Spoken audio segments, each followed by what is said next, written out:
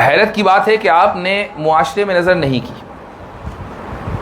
Pornography, زنا، جھوٹ، یہ جو انڈسٹری ہے گانے بجانے کی، یہ سارے کے سارے شیطان کی وحی ہیں. اسی کے ذریعے شیطان اس ڈیولش یا شیطان پن کو، جانور پن کو ابھارتا ہے. غذائیں جو ہم کھاتے ہیں ان غذاؤں کا اثر ہوتا ہے. حرام لقمہ انسان کی زندگی کو خود غرض بنا دیتا ہے. حرام لقمہ جتنا کھائیں گے خود غرضی اتنی بڑھے گی، بخل اتنا ہی بڑھے گا. تو یہ جو چیزیں ہیں اس سے زیادہ فزیکل تو کوئی چیز ہے ہی نہیں. قرآن اتنا فزیکل نہیں، قرآن تو کلام ہے، لیکن ہم ان فزیکل چیزوں کو دیکھ سکتے ہیں، ٹچ کر سکتے ہیں، کھا سکتے ہیں، محسوس کرتے ہیں. یہ ساری کی ساری شیطان کی طرف سے ہیں، شیطان کے آلے ہیں، اور ان کے ذریعے وہ جانور پن انسان کے اندر بڑھتا ہے اور پنپتا ہے. ٹھیک ہے، دوبارہ کریں. جیسے گائیڈنس قرآن ہے ہمارے پاس، قرآن سے گائیڈ ہو کر ہمارے پاس بھی مدرسے ہیں. اس طریقے سے پورنوگرافی کا سینٹر ہے، ہمارے پاس مدرسے ہیں، لیکن مدرسے بنے قرآن کی گائیڈنس سے. وہ ان کے پاس گائیڈنس والا سسٹم نہیں ہے. سوال بنیادی طور پہ یہ نہیں ہے کہ ایکوالٹی نہیں ہے، سوال یہ ہے کہ کیا ڈیولش پن اتنا مضبوط ہے کہ اس کے دفاع کے لیے خدا کو ایک کتاب بھیجنی پڑے. یہ دوسرا سوال ہے. یہ آپ کا سوال اب دوسرا ہو گیا کہ کیا ڈیولش پن اتنا مضبوط ہے کہ اس کو ختم کرنے کے لیے خدا کو ایک کتاب بھیجنی پڑی. یہ آپ کے جو الفاظ ہیں، یہ دراصل میں یعنی یہ نہیں کہہ رہا ہوں کہ یہ آپ کے اپنے الفاظ ہیں، لیکن آپ نے اچھا سوال کیا. دیکھیں، یہ واضح رہے کہ برائی بڑی تیزی کے ساتھ پھیلتی ہے اور مضبوط اس کا اثر بڑا دیر پا ہوتا ہے. یہ جو ہم نے کہا کہ کیا خدا کو ایک کتاب بھیجنی پڑی ایک برائی کو ختم کرنے کے لیے، تو برائی اتنی مضبوط ہو گئی، یہ خدا کی کمزوری نہیں ہے، یہ ہماری کمزوری ہے. ہماری کمزوری کی وجہ سے ہم پر احسان کرتے ہوئے اللہ نے ایک کتاب نازل کی. اس کو آپ خدا کی کمزوری نہ سمجھیں، یہ خدا کی طرف سے رحمت ہے. وہ چاہتا تو ہم سے یہ کہہ دیتا کہ بھئی جس طریقے سے تم برائی سے خود برائی اختیار کر سکتے ہو، خود ہی برائی سے نکل کر بھی دیکھ لو. اگر ایسا ہوتا تو ہم میں سے اکثریت برائی کے دلدل میں پھنسی ہوئی ہوتی. لیکن خدا کی رحمت کا تقاضا یہ ہوا کہ اس نے کتاب نازل کر دی اور ہمیں برائی سے نکلنے کا راستہ بتا دیا. ٹھیک. اب دوسرا سوال میرے خیال سے ایک ایک کر لیں تاکہ مجھے لگا ہو گیا جواب اس کا، کیونکہ مجھے مل گیا جواب. ہاں، تو اور بھی لوگ ہیں نا، تو سب کو موقع مل جائے گا. وہ سب کے سوال کو ایڈریس کر دے گا شاید. یہ آپ نے بہت بڑی ذمہ داری لے لی ہے. چلیے. یہاں پہ اسٹوڈنٹس بھی ہیں، کالج کے بھی، یونیورسٹیز کے بھی. ہمیں ایک روڈ میپ کی ضرورت پڑتی ہے اس ایتھسٹک ورلڈ ویو کا دفاع کرنے کے لیے.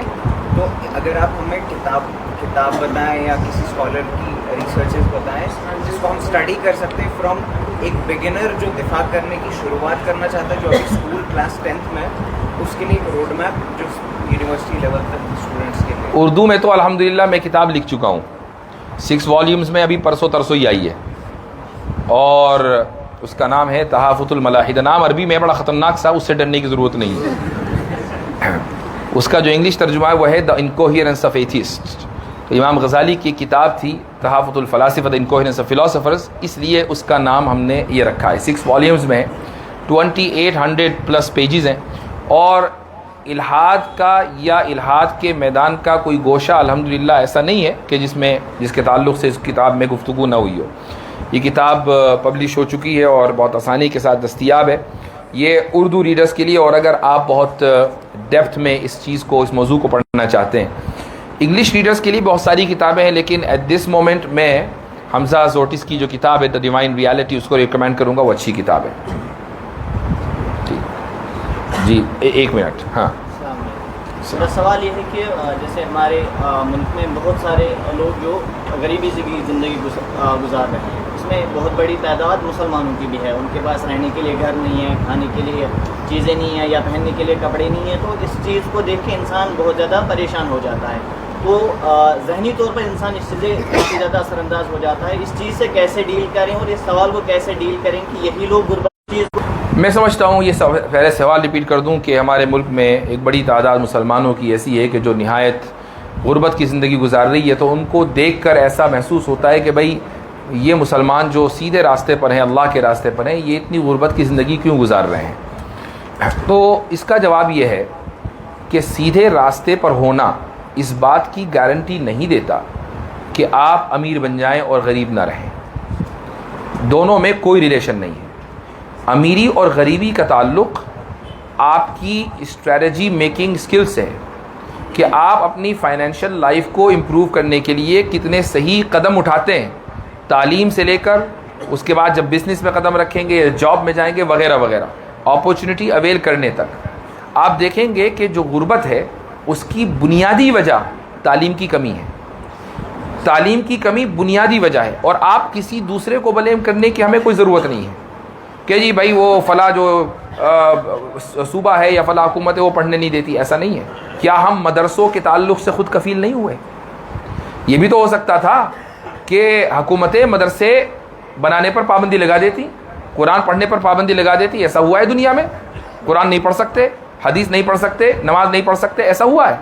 تو جب ہم مدرسوں کے معاملے میں خود کفیل ہو گئے, ابھی آج ہی مجھے پتہ چلا, ایک میرے درسی ساتھی میرے کلاس میٹ ہیں, انہوں نے بتایا کہ اس صوبے میں جموں میں 1947 کے بعد وہ پہلے حافظ تھے, میرے کلاس میٹ.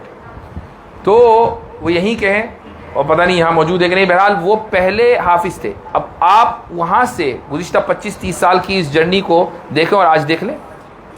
ہم خود کفیل ہیں چونکہ ہم نے ارادہ کیا کہ یہاں انویسٹ کرنا ہے. تو بھائی اگر یہاں یہ کام کر سکتے ہیں تو وہ کام بھی کر سکتے ہیں.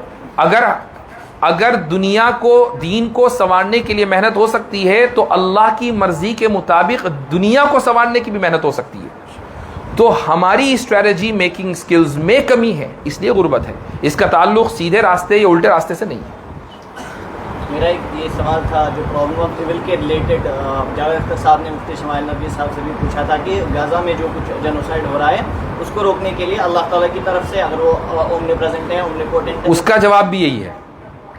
میرا ایک سوال اس ایکچولی یہ ہے کہ اس آرگومنٹ سے ریلیٹڈ اس سوال کا جواب دیتے ہوئے میری گزارش ہے کہ اس بات کو ذہن میں رکھیں کہ ہم جب یہ آرگومنٹ کرتے ہیں ہم کہتے ہیں جو بھی نیکی آتی ہے وہ اللہ تعالیٰ کی طرف سے آتی ہے, جو بھی ایول آتا ہے وہ انسان کی طرف سے آتا ہے, جسے اللہ تعالیٰ سورہ نساء میں فرماتے ہیں. تو اس چیز کو ذہن میں رکھتے ہوئے اس سوال کو کیسے, ہمارے بھائی نے فالو اپ کوشچن کیا ہے کہ جو بھی نیکی آتی ہے وہ اللہ کی طرف سے آتی ہے, اور جو بھی برائی آتی ہے, مصیبت آتی ہے, وہ انسان کی اپنی طرف سے آتی ہے. ایک دوسری آیت میں یہ بھی ہے کہ ہر چیز اللہ کی طرف سے ہے.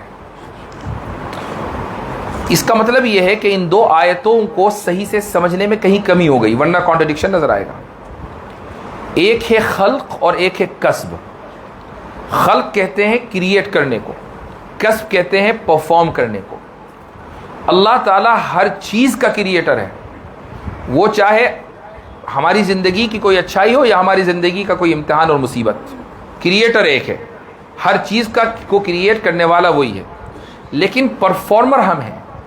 اچھائی کو بھی پرفارم ہم ہی کرتے ہیں, برائی کو بھی پرفارم ہم ہی کرتے ہیں. اور اس میں جو سیکوینس ہے وہ اس طریقے سے ہے کہ اللہ نے ہمیں ارادے کی قوت دی ہے. وہ اور اس کا اظہار بھی قرآن میں کیا کہ تم اس لیے چاہتے ہو کہ اللہ چاہتا ہے کہ تم چاہو. قرآن کی آیت ہے, اس کا ترجمہ میں نے آپ کے سامنے بیان کیا. یعنی اللہ نے ہمیں ول پاور دی ہے کہ ہم ارادہ کریں. جب ہم کسی چیز کا ارادہ کرتے ہیں, کسی بھی کام کا, اچھا ہو یا برا, ہمارے ارادے کے بعد اللہ تعالیٰ اس کام کو جس کا ہم نے ارادہ کیا ہے کریٹ کر دیتا ہے. وہ کام کریٹ ہوتے ہی اب ہم اس کام کو پرفارم کرتے ہیں. کسب کا مرحلہ آتا ہے, اور پرفارم کرنے کے نتیجے میں ہمیں سزا یا جزا ملے گی. تو اب دیکھیں اس کا تعلق کس سے ہوا؟ بندے سے ہوا. اگر ہم اچھی اسٹریٹجی کا ارادہ کرتے تو اللہ تعالیٰ اس دنیا کی سکسیس ہمارے لیے کریٹ کرتا, اس کو ہم پرفارم کرتے, سکسیسفل ہو جاتے. لیکن ہم نے کوئی اسٹریٹجی نہیں بنائی بلکہ بری اسٹریٹجی کا ارادہ کیا, تو اللہ نے سکسیس کو کریٹ نہیں کیا, ہم نے اس فیلئر کو پرفارم کیا تو فیل ہی ٹھہرے. اب یہ تو صرف اس ملک میں ہوا نا, یہ کسی ایک خاص ریجن میں. آپ دنیا میں دیکھیں مسلمان ماشاء اللہ ایک بڑی تعداد مسلمانوں کی ایسی ہے جو دوسروں سے کہیں فائق ہے. کیوں؟ چونکہ انہوں نے تعلیم میں انویسٹ کیا, انہوں نے صحیح اسٹریٹجیز بنائی, تو وہ بہت آگے ہیں دوسروں کے مقابلے میں. تو ایسا نہیں ہے کہ مسلمان ہر جگہ پس رہا ہے اور گھس رہا ہے. جی ادھر. السلام. اللہ نے پہلے ہی لکھ دیا گیا ہے کہ وہ جنت میں جائے گا، وہ جنت میں جائے گا. پھر اللہ نے بتایا کہ جس کی قسمت میں جنت لکھ دی گئی وہ جنت میں جائے گا، جس کی قسمت میں جہنم لکھ دی گئی وہ جنت میں جائے گا. تو مولا علی نے کہا کہ یا رسول اللہ اگر سب کچھ لکھا ہوا ہے تو پھر ہم محنت کیوں کر رہے ہیں؟ اسی کے ریٹ میرا آپ سے سوال ہے. یہ جو سوال ہے تقدیر کے تعلق سے ہے کہ اگر پہلے ہی یہ لکھ دیا گیا کہ جنت میں جائے گا جہنم میں جائے گا تو ہم محنت کیوں کر رہے ہیں. یہ جو ہم کہتے ہیں نا پہلے ہی، تو یہ سمجھنا چاہیے کہ کس کے پہلے. اللہ نے زمانے سے پہلے نہیں، گویا کہ ہم نے اللہ تعالیٰ کو ٹائم باؤنڈ مان لیا ہے. ہم یہ مان کے چل رہے ہیں کہ ایک ٹائم لائن ہے 1 کروڑ سال کی، اس میں اللہ مثلاً 50 لاکھ سال پہلے کہیں بیٹھا ہوا لکھ رہا ہے. اب ہم 50 لاکھ سال بعد پیدا ہوئے اور ہم نے کہا کہ وہ اللہ نے تو لکھ دیا تھا. وہ جو آپ جو ویڈیو ایڈیٹنگ کرتے ہیں نا، تو میں ٹائم لائن آتی ہے، تو آپ نے پہلے ہی پرومپٹ دے دیا تھا اے آئی کو، آگے جا کر یہ ہونا ہے، اس نے وہ کر دیا. ایسا نہیں ہے، ٹھیک ہے. یہ ٹائم لائن بیٹھ کر اللہ تعالیٰ نے کوئی ویڈیو ایڈیٹنگ نہیں کی ہے اے آئی ماڈل پر، اس نے کوئی پرومپٹ نہیں دیا ہے. چونکہ پرومپٹ دینے والا اور جو کام اسکرین پر چل رہا ہے یہ دونوں ٹائم کے اندر ہیں. اللہ سبحانہ و تعالیٰ ٹائم میں نہیں ہے. اس کے بارے میں آپ یہ نہیں کہہ سکتے کہ اس نے پہلے ہی یہ کام کر دیا تھا. اس کے لیے ٹائم ایگزسٹ نہیں کرتا، ہمارے لیے ٹائم ایگزسٹ کرتا ہے. قرآن میں ہے کہ هو الاول والآخر والظاہر والباطن. اللہ تعالیٰ ہی اول ہے اور اللہ تعالیٰ ہی آخر ہے. اب امیجن کریں کہ اگر اللہ بھی ٹائم میں ہوتا تو یا تو اول ہوتا یا آخر ہوتا، یا تو پہلا ہوتا یا دوسرا ہوتا. یہ کیسے پاسبل ہے کہ وہ پہلا بھی ہے دوسرا بھی ہے؟ یہ اللہ تعالیٰ نے اس لیے بیان کیا کہ وہ ٹائم باؤنڈ نہیں ہے، اس کو بیان کرنے کے لیے کہا. تو جب یہ بات ہے تو اللہ سبحانہ و تعالیٰ نے ٹائم میں نہ رہتے ہوئے، چونکہ وہ ٹائم میں نہیں ہے، اپنے علم کے مطابق یہ لکھ دیا کہ کس کا عمل کیسا ہوگا.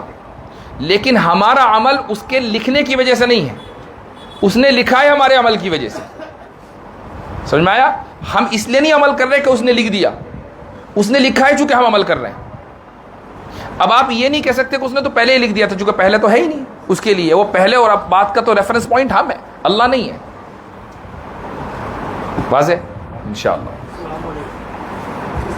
ایک سوال تھا ایتھیزم اور atheism related, not being as a Muslim but being an atheist, being an صفت کو نہیں مانتا تو اسی صفت کو کیسے مانا؟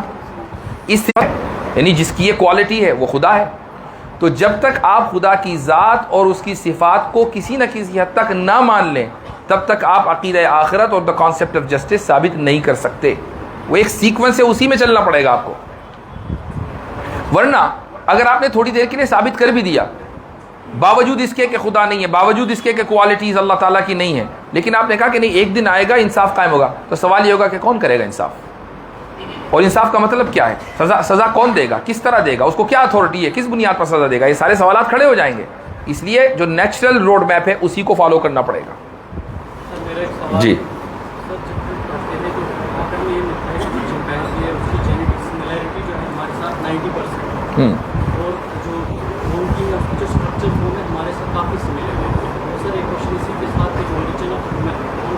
آدم علیہ السلام پہلا انسان، لیکن ہمیں ملتا ہے اسٹونیج میں یا انڈس ویلی سویلائزیشن سے کافی اس سے بھی پہلے انسان تھے، پھر اس کے بعد میں ابھی لیفٹ ونگ کی طرف آ رہا ہوں تو تھوڑا سا صبر کیجیے گا، ٹھیک ہے؟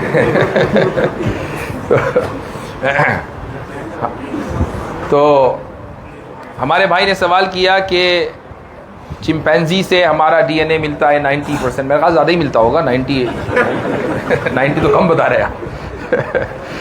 تو اور اسی طریقے سے یہ بات ملتی ہے کہ پہلا انسان حضرت آدم علیہ الصلوۃ والسلام ہے، جبکہ کاربن ڈیٹنگ سے ہمیں پتہ چلا کہ بہت پہلے بھی انسان تھے. ٹھیک ہے، یہ سوال ہے نا آپ کا.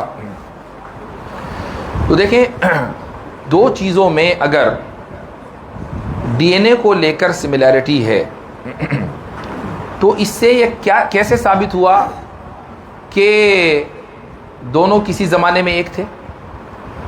یہ بھی تو ثابت ہو سکتا ہے کہ دونوں کا خالق ایک ہے، اس لیے ڈی این اے میں سملیرٹی ہے.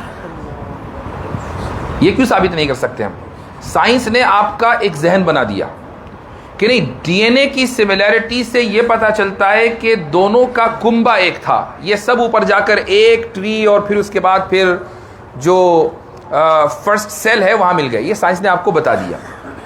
لیکن یہ کیوں نہیں بتایا کہ اس فرسٹ سیل کا چونکہ خالق اللہ ہے اس لیے ڈی این اے میں سملیرٹی ہے؟ یہ سائنس کیوں نہیں بتاتی کہ اگر خالق ایک ہے تو سملیرٹیز ہر حال میں پائی جائیں گی؟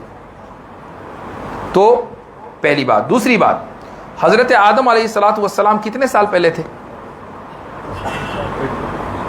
کوئی ہے نمبر؟ ہمیں کچھ پتا ہے اس تعلق سے؟ کوئی ڈیٹا ہے ہمارے پاس؟ نہیں ہے. اسلام میں، حدیث میں، قرآن میں کہیں بھی کسی صحیح حدیث میں نہیں لکھا کہ 7000 سال پہلے حضرت آدم علیہ الصلوۃ والسلام تھے. یہ ببلیکل نیریشن ہے، ہمارا اس سے کوئی لینا دینا نہیں. اس لیے حضرت آدم علیہ الصلوۃ والسلام تھے، کب تھے؟ ہو سکتا ہے کہ 10,000 سال پہلے، ہو سکتا ہے کہ 20,000 سال پہلے، ہو سکتا ہے 40,000 سال پہلے ہو. اب اگر آپ کو کوئی جثہ ملے، کوئی لاش ملے، کوئی ڈھانچہ ملے اور کاربن ڈیٹنگ سے یہ پتہ چلے کہ بھئی یہ ڈھانچہ تو 40,000 سال پرانا ہے، تو اس سے یہ ثابت نہیں ہوتا کہ حضرت آدم تو ابھی چونکہ 7,000 سال پہلے آئے تھے لہٰذا تھیوری غلط ثابت ہو گئی. یہ دلیل عیسائیوں کے خلاف چلے گی، یہ دلیل ہمارے خلاف نہیں چلے گی. ہم تو اس بات کے لیے بھی تیار ہیں کہ اگر سائنس یہ ثابت کر دے بیونڈ اینی ریزنیبل ڈاؤٹ، یہ ثابت کر دے کہ 1,00,000 سال پہلے انسان تھا، ہم ماننے کے لیے تیار ہیں. جب بھی انسان تھا، پہلا انسان حضرت آدم تھے. وہ 1,00,000 سال پہلے ہو کہ 1,25,000 سال پہلے ہو کہ 10,000 سال پہلے ہو.